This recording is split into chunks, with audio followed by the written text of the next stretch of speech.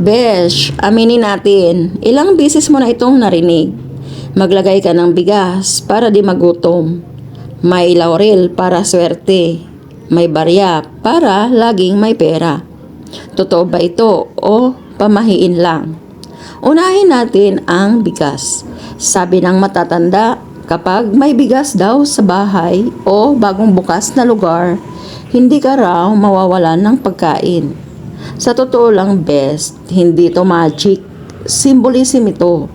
Ang bigas kasi, simbolo ng buhay, kasaganaan, sipag at tiyaga. Parang paalala lang, hanggat nagsisikap ka, may kakainin ka. Next, laurel ay ginagamit noon bilang korona ng tagumpay. Kaya naging simbolo siya ng tagumpay, proteksyon, at good fortune. Hindi siya pang-akit ng swerte, besh.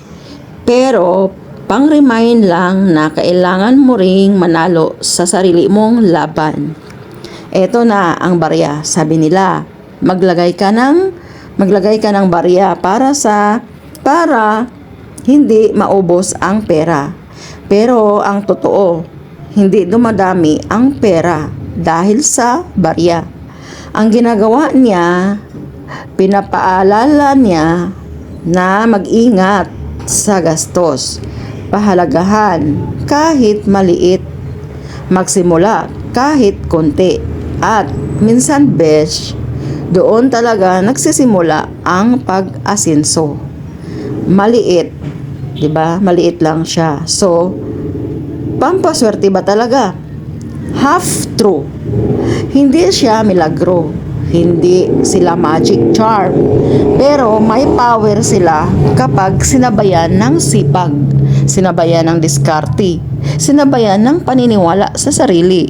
Kung wala ka namang ginagawa, kahit punuin mo pa ng bigas, laurel at barya ang bahay mo, walang mangyayari sa huli, besh. Ang tunay na swerte, ikaw pa rin. Yung bumabangon kahit pagod. Yung patuloy kahit walang kasiguraduhan. Yung paniniwala na darating din ang tamang panahon. Kung gusto mo ng pampaswerte, simulan mo sa sarili mo.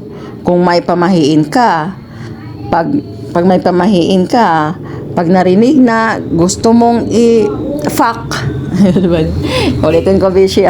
Pag may pamahiin ka pala, Bishi. Pag may narinig kang gusto mong i-fuck, i-comment mo na lang, Bishi. Kwento lang tayo.